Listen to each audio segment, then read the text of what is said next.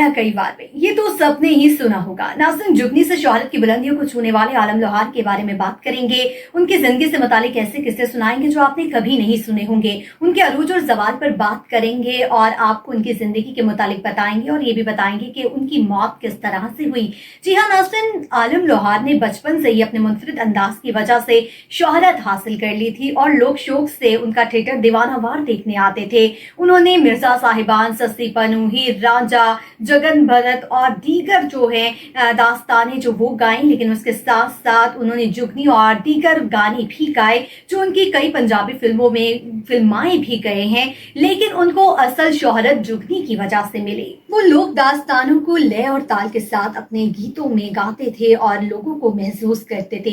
चिमटा शायद ही कभी आलाते मौसीकी रहा हो, लेकिन जिस तरीके से आलम लोहार ने इसे अपने गीतों में इस्तेमाल किया, उनकी शिनाख्त बन गया और वो जहाँ भी जाते लोगों का मजमा हो जाता। ये हकीकत है कि धरती पर बहुत से लोग जन्म लेते हैं और लेकिन बहुत कम लोग ऐसे होते हैं जो अपनी पहचान बना पाते हैं, जिन पर धरती को नाज होता है, जो धरती के झूमर होते हैं। पंजाबी की लोक दास्तानों को अपनी शाहकार और बेबाक आवाज में गाकर अमर कर देने वाला ये सपूत जिसको आलम लोहार के नाम से जानता है, ये पंजाब का वो हीरा है जिसने पंजाब की दास्तानों को ऐसा गाया कि अमर कर दिया। नाकदीन का कहना है कि आलम लोहार ने गीतों को इतनी सच्चाई और लगन से गाया है कि ये लोगों के दिलों में उतर गई। उस वक्त के सादा लोग उनके गीतों में छुपी नसीहत को ज़रबुल मिसल के तौर पर इस्तेमाल करते थे और अपने बच्चों को भी वो नसीहतें करते थे। आलम लोहार मार्च 1928 को पंजाब के शहर गुजरात में पैदा हुए। उनके वालिद उनको कारी बनाना चाहते थे, लेकिन आलम लोहार को बचपन से ही गाने का बहुत ज्यादा शौक था।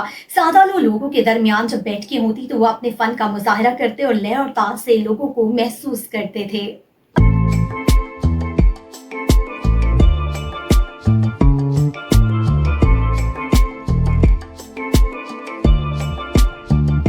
आलम लोहार ने बहुत जल्दी ही अपने मुनफरिद अंदाज की वजह से अपनी पहचान बना ली थी। उनके हम असरों में अनायत हुसैन भट्टी, बाली जट्टी, तुफैल नियाज़ी, आशिक और हामिद अली वगैरह शामिल हैं, जिनके थिएटर्स को लोग बहुत दूर दूर से देखने आते थे और लोग दीवानावार उनके थिएटर्स को देखते और पसंद करते थे। आलम लोहार ने मिर्जा साहिबान, दास्ताने अमीर हमजा, सस्ती पनू, हीर रांझा और जुगनी और दीगर पंजाबी गीत गाए जो उनकी शोहरत की वजह बने। उनमें सबसे बड़ी शोहरत की वजह जुगनी थी और ये आलम है कि जब हम जुगनी का नाम लेते हैं तो फौरन से आलम लोहार और उनके बेटे आरिफ लोहार का नाम ज़हन में आ जाता है। नाज़रीन, आलम लोहार के हर शाहगार गीत में उनके बेहतरीन दोस्त और उनके साथी फजल करीम कसाई उनका साथ निभाते थे और वो अलगोजा बचाते थे।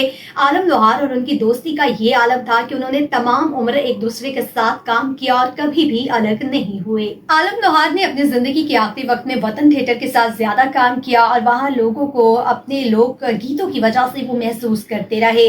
उनका एक मशहूर गाना वाजा मारिया बुलाया कई बार किसी ने मेरी गल ना सुनी, जिसकी धुन भी उन्होंने खुद बनाई थी, क्योंकि अक्सर गानों की धुनें वो खुद बनाया करते थे।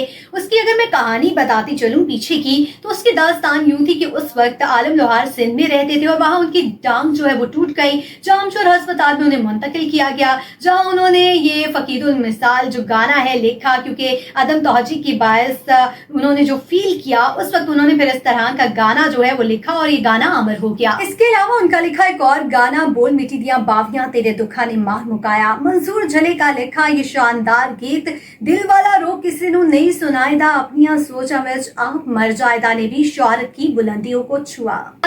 आलम लोहार के गानों में एक अजीब सी कैफियत और जज्बातीपन था और उनके गानों का ये आलम था कि किसान खेतों में जो है ट्रैक्टरों पर उनके गाने चलाकर काम भी करते रहते और उनके गानों से महसूस होते और खूह पर रहने वाले लोग, रात को मवेशी चराने वाले लोग जो हैं वो रात के अंधेरे में उनके गानों से खूब लुत्फानंदोज होते थे। घटे हुए बदन, गोल भरे हुए चेहरे, शानों तक लंबे बाल, कढ़ाई वाला कुर्ता और हाथ में चिमटा उनकी खास पहचान थी और जब वो गाने के लिए आते तो उनकी छप भी बड़ी निराली थी। उनके जो बेटे हैं, उनके जो फर्जंद हैं आरिफ लोहार, वो उनको अपना रूहानी शागिर्द भी मानते हैं और उनके स्टाइल को फॉलो करते हैं। इसके साथ साथ और भी बहुत सारे ऐसे गुलकार हैं, मौसीकार हैं जो उनके स्टाइल को फॉलो करते हैं और चिमटा अब उनकी जरूरत बन चुका है।